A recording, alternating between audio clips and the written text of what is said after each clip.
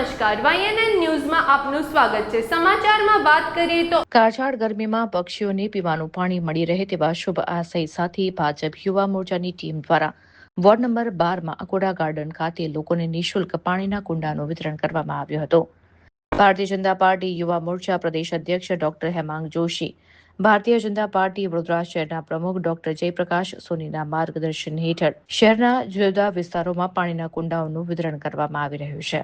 વડોદરા શહેર ભારતીય જનતા પાર્ટીના યુવા મોરચા દ્વારા પણ વોર્ડ નંબર 12માં સમાવિષ્ટ અકોટા રાધાકૃષ્ણ ગાર્ડન ખાતે પક્ષીઓને પીવાના પાણી માટેના લોકોને કુંડાઓનું વિતરણ કરવામાં આવ્યું હતું।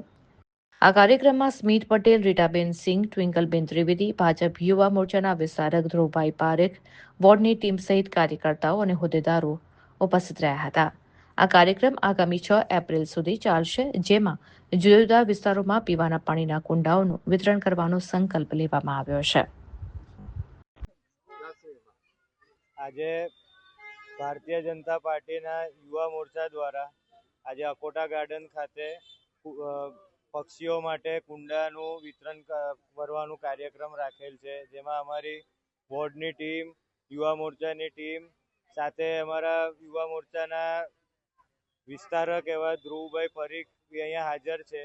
આજે યુવા મોરચા દ્વારા સંકલ્પ લેવામાં આવ્યું છે કે 6 તારીખ લગીન જે તમે જોઈ શકો છો આટલી બધી ગરમી પડી રહી છે, તો પક્ષીઓને બી તરસ લાગે એના માટે થઈને આ કાર્યક્રમ રાખવામાં આવ્યું છે। જે અહીંયા ઉત્સાહભરે લોકોએ અકોટા ગાર્ડનમાં સામેથી આવીને આ કુંડાઓ સામેથી લીધા છે ને એમને બી સંકલ્પ કર્યું છે કે રોજે પાણી ભરીને પક્ષીઓ માટે ભરીને પક્ષીઓને પાણી પી શકે એના માટે આખી સુવિધા ઊભી કરશે।